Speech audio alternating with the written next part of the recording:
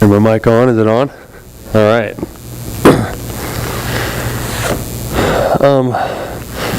My name is Jonathan Thompson, and I'm from the area here, and some of you know me. And my wife is there's Kelsey, and I've got an 8-week-old daughter named Kay.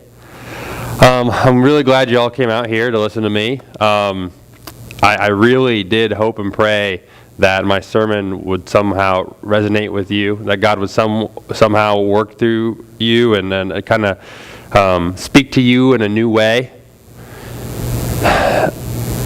You know, it's been kind of cold and damp and cool outside recently.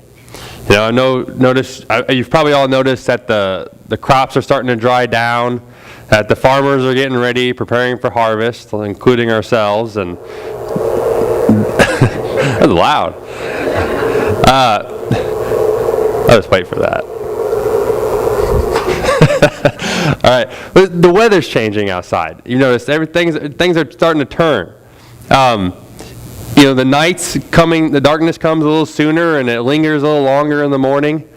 A new season is among us. In fact, the book Ecclesiastes, chapter 3, Solomon says that there is a time for everything, a season for every activity under the heavens. And think about that. Not just weather-related. I mean, sports fans, football season has just started. Hunters out there, deer season will be here pretty quick. Some of you might be in your job in a slow season, some in a busy season. The kids are back in school, a different season for them. Maybe some kids are out for college, a really new season for them. Maybe you guys are going through a time of trials or a time of joy. Ecclesiastes 3, verses 2 to 3 says, 2 to 8 says, there's a time to be born and a time to die, a time to plant and a time to uproot, a time to kill and a time to heal, a time to tear down and a time to build, a time to weep and a time to laugh, a time to mourn and a time to dance, a time to scatter stones and a time to gather them, a time to embrace and a time to be refrained from embracing, a time to search and a time to give up, a time to keep and a time to throw away, a time to tear and a time to mend, a time to be silent and a time to speak, a time to love and a time to hate, a time for war and a time for peace. Maybe some of you have experienced some of those times. Maybe some of you have experienced all of those times. If I go back to looking at the weather, the seasons of the weather, we can look at the forecast. We have an idea what's coming ahead. We know how to dress appropriately, whether to put a jacket on or wear shorts the next day. When school starts back up, we know the date. We know where to go get supplies. We know when it's going to start. We can be prepared. Maybe you're preparing for retirement or something, so you can start to think about that season of life. These are all seasons that we prepare ourselves for, the ones that we know are coming. But what about the seasons that we don't know are coming? The unexpected seasons. These are generally the ones that are hardest to go through. Right? A sudden death, an illness, a loss of a job or a loss of your house. A lot of times there's not time to prepare. You have no idea that that's going to happen. Another example in Scripture, David, is actually Solomon's father, wrote in Psalm 30. And he said, "When I was prosperous, I said, nothing can stop me now. Your favor, O Lord, made me as secure as a mountain. Then you turned away from me and I was shattered. I cried out to you, O Lord. I begged the Lord for mercy, saying, what will you gain if I die, if I sink down into the grave? Can my dust praise you? Can it tell of your faithfulness? Hear me, Lord, and have mercy on me. Help me, O Lord." I like the word shattered that the New Living Translation Bible uses. Because when I think of shattered, I think it's just completely torn apart. Just very sudden, like glass breaking. David was now a king. He became very secure with all that he had. Wealth, power, fame, it can intoxicate any person. Even though we may know who God is, our pride can lead us to feeling self-reliant, self-secure, and independent from God, as David was feeling. These are all things that are easily shattered. I remember a time when I thought my mountain was secure. I remember a time when I literally thought that I will never be shaken. I remember when pride and prosperity was my drive, even though there's no way I would have said that, or let alone I don't think I realized it at that time. But my whole perspective changed on November 1st, 2014. My world started spinning. Literally, my whole left side of my body started to feel nauseous, and I started to become really dizzy. And it wasn't going away. It was a 24/7 thing. I tried everything to try to get rid of this.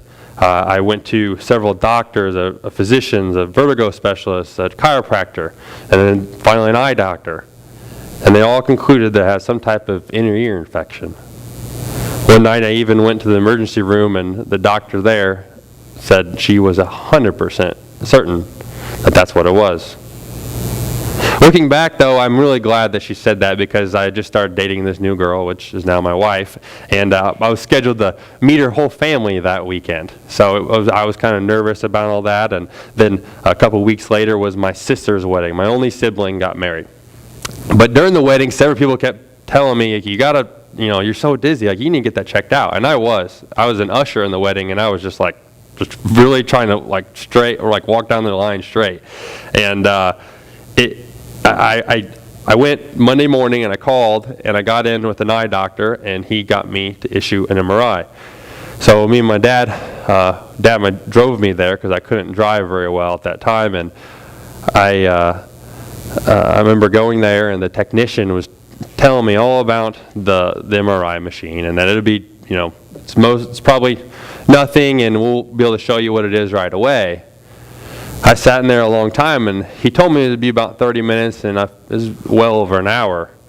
So I had the first hint that something was wrong, and I went in the waiting room. I sat down with my dad, and the technician walks up, and he says, "Your doctor will probably be calling you shortly." I was like, "Well, you told me I could look up an MRI," and he said, "I can't do that." And so that's when fear started to creep in, and I could see it in my dad as well. I hadn't even made it out of the parking lot, and the eye doctor calls me and said, "I don't know how else to tell you this, but you got a mass on your brain, and you need to talk to a neurosurgeon." He basically said that I'm not just an eye doctor. You need to talk to somebody who knows what's going on. And I remember telling my mother that night, and remember how bad she reacted. And later that night, I told my girlfriend, wife now, and I'll never forget her voice saying, "No, baby, no." A friend of mine named Matt actually called me just like an hour after that. And he was on leave from the Army, and I told him about the bad news. And he began to tell me that there's this guy who was a friend of his dad's, and I just got to meet this guy. He just met the guy today, and you should have this guy come pray for you. And I was like, I don't know, I'm not sure.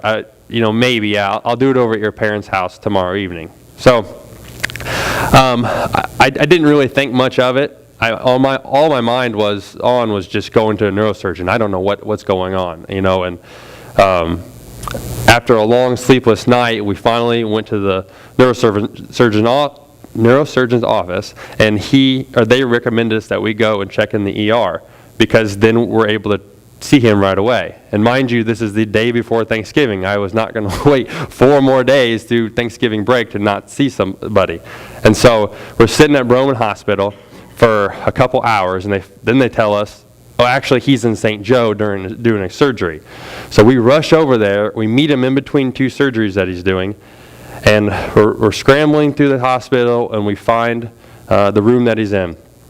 And I remember sitting down with me, my mom, my dad, and my wife, and he was reading the MRI on his giant Galaxy Note phone and zooming in, and I'm just waiting to hear what he's going to say. And I know he said a lot of things, but what I remember is that it's definitely a brain tumor.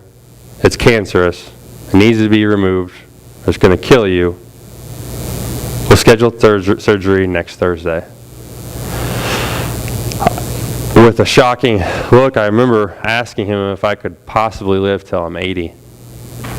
He didn't answer, but the look on his face said enough. I was devastated. I felt like all my hopes, my dreams, my plans were crushed. This is the first time in my life I really honestly felt like I wasn't invincible and that I was going to die. In a second, all the worldly things I had bought and wanted to have had no meaning to me because I'm going to die. Then at the lowest point in my life, here walks in a man. I didn't even notice him. He was in the corner with a big smile on my face. And he said, "Hi, I'm Matt's friend. Mind you, I'm in the middle of the hospital in the meeting with the doctor. And I am really confused, and so is my family. And I was like, how are you here? And he's like, actually, I'm the doctor's financial assistant. I just happened to drop by some papers. And we were just so shocked and stunned. It was almost like God, moved him to just be in that room at that exact time. And I remember going to the chapel and having him pray for me, and I felt really comforted. But I was kind of thinking, like, maybe it would be like it's an instant miracle, like where I'd just be good right away, and then happen. And sometimes it's not how it's God's will to do it like that. The next day was Thanksgiving, a really quiet one around the table. But I did have a lot to be thankful for. I couldn't stop thinking about my surgery, though, and I know nobody else could. I remember praying to God. I remember begging to God to give me more time. I rededicated my life for Christ, and I told God that if He gave me more time, I would help lead others to the kingdom with the help of Him. I came across Psalm 30 at that time, and I remember I recited the words of it. And I said, "What is gained if I am silent? If I go down to the pit, will the dust praise you? Will it proclaim of your faithfulness? Hear, Lord, and be merciful to me. Lord, be my help." I had been saved, but I had realized that I never really was obedient. I was kind of living my life on my own way. And I had strayed very far from God, and I felt as if I had done nothing to deserve this grace. And I know that none of us can do anything to deserve that, but I really felt like I had done nothing. December 4th, 2014, day I will never forget, I went in for surgery. I was scared. I wouldn't recognize anyone afterward, or my memories would be gone, or I'd be paralyzed, or have to be fed through a tube for the rest of my life. All actual, real possibilities. I had another MRI right before the surgery, and this one was more detailed. It was meant to map out where they're going to do the surgery. So I was like standing still as straight as I could possibly stay, because I didn't want to make sure they do the surgery in the right spot. And I remember after the MRI, I asked the technician, I said, "Is it still there?" And he said, "Yeah, it's still there." And he came up to me, and his tears in his eyes, and he hugged me, and he said, "You're going to be just fine. I'm going to be praying for you." He was the only person in the hospital that actually said anything along those lines. That I'm going to be just fine, and I'm going to be praying for you. So now I'm getting wheeled back to the surgery room, leaving my crying family and friends, and I am led to this room that I remember felt like a meat locker.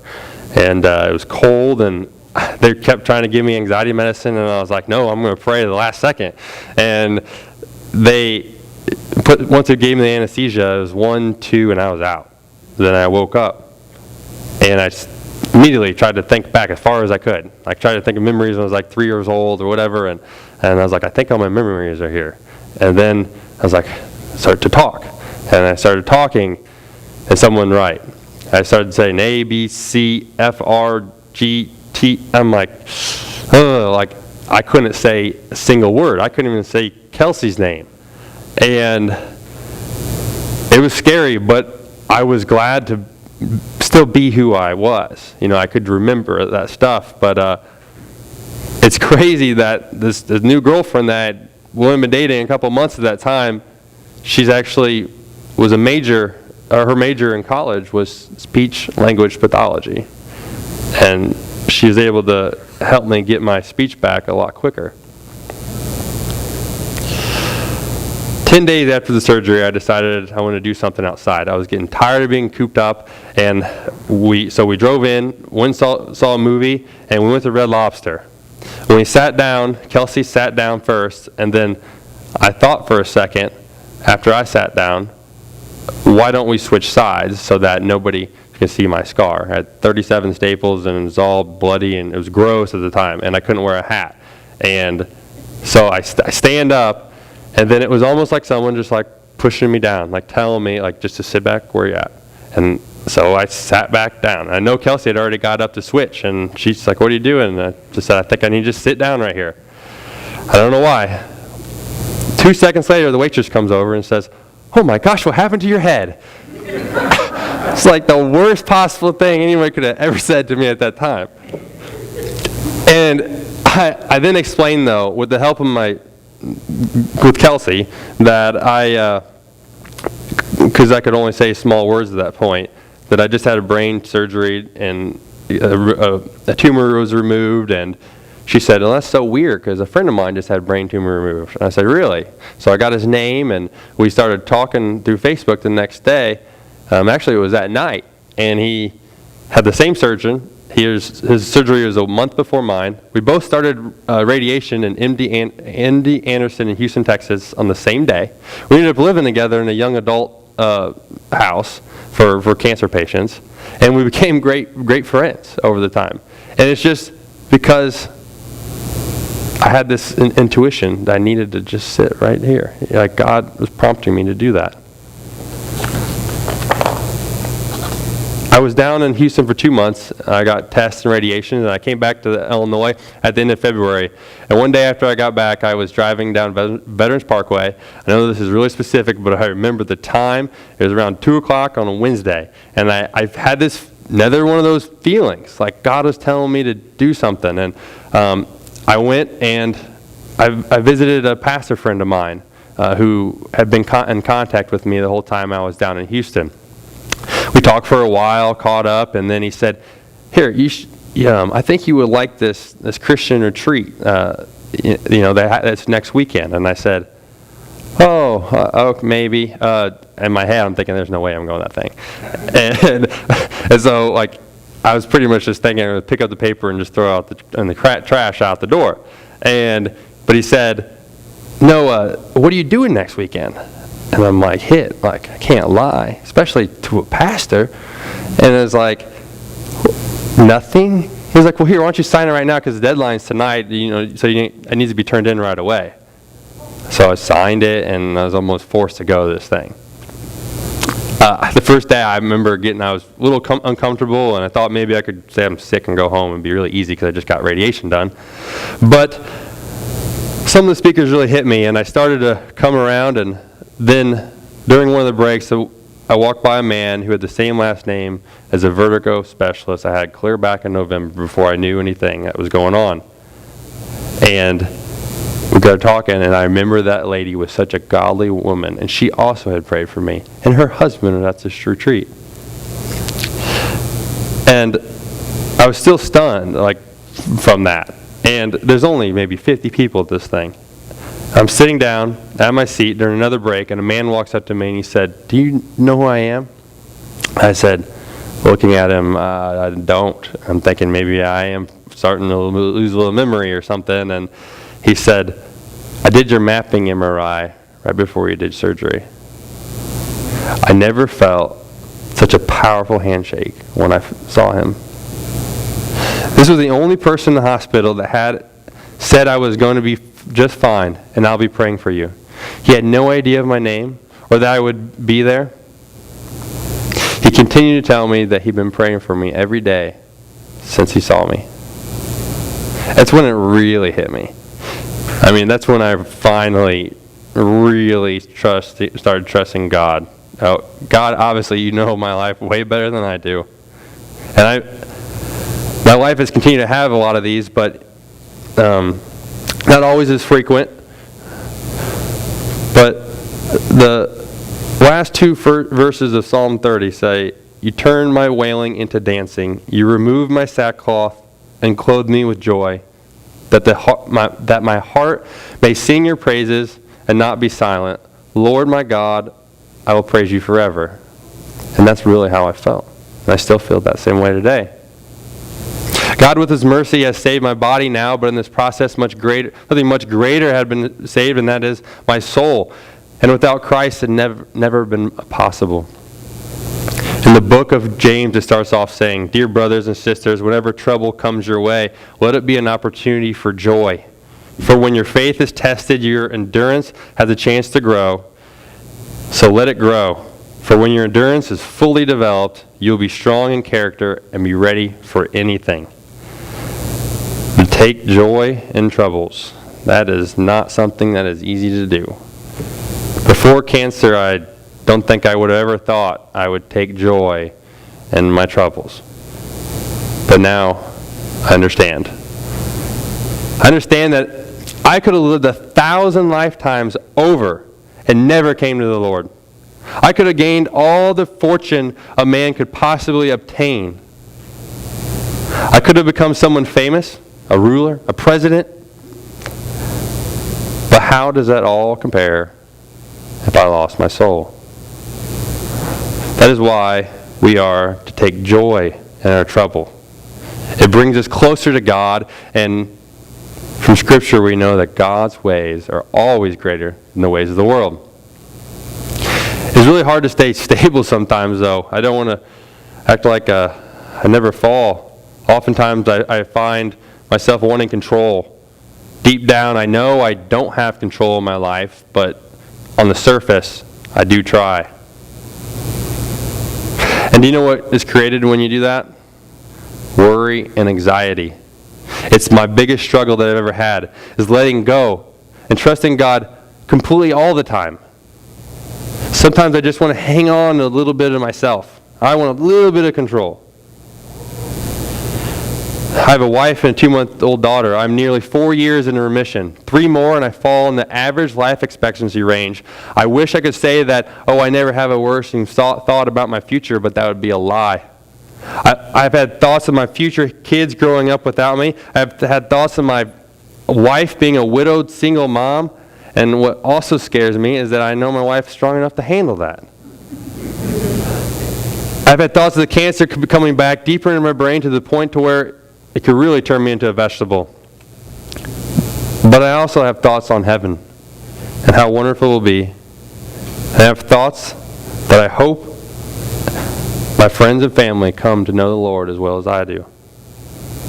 The worldly thoughts that come to my mind when trusting God's plan for my life, they're the same thoughts that drive me to take action in my walk with Christ.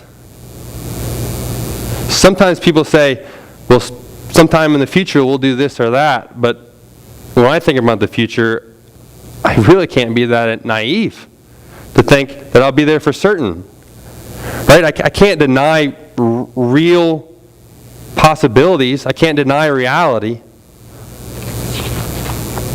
James 4:14-15 says, "How do you know what your life will be like tomorrow? Your life is like the morning fog. It's here for a little while, then it's gone." What you ought to say is, if the Lord wants us to, we will live and do this or that. So if the Lord wills it, I could die in a few years, but if the Lord wills it, I could die on the way going home. And yet again, if the Lord wills it, I could live till I'm 80 plus. Many of you I've never spoken to, and some of you I may never speak to again. So I want to leave a few thoughts that I've collected post-cancer. 2 Corinthians 1:4 says, "He comforts us all in our troubles so that we can comfort others when others are troubled. We will be able to give them the same comfort that God has shown us."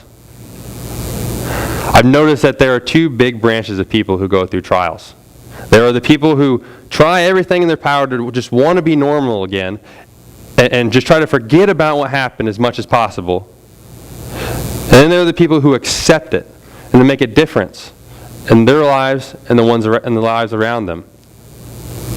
See, we're not owed any extra time on earth. We'll die when God wills us to die. I thought about this before. Look at children who die early, or even a baby in a womb. They never even had the chance to take a breath. Why should I worry about the days of my life? Think about this. If you had a young child or a family member, and they got cancer, a really bad sickness, and you had the opportunity to switch it, wouldn't you switch it with your kid like that? It's funny how we could make a rash decision like that. And maybe those of us going through these trials, whatever your trial is, are actually doing that right now. And we know this because through Scripture, Romans 8:28, that God works all things for good for those who love Him. So God will use our troubles to not only work on bringing us closer to Him, but the lives around. Don't take things for granted. Everything we have has been given. This world really owes us nothing. Stay humble and grateful for what you do have.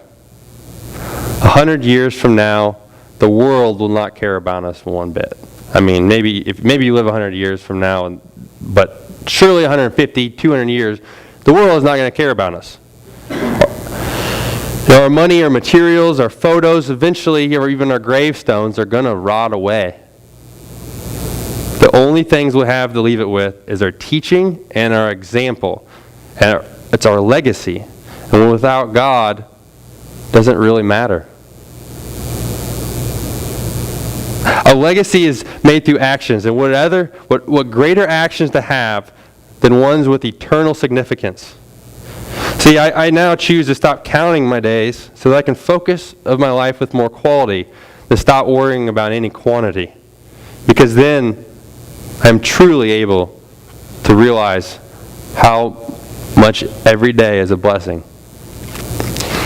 See, little things I've learned, little things like a prayer, a hug, a random phone call to somebody, maybe just telling somebody you love them, can make huge impacts.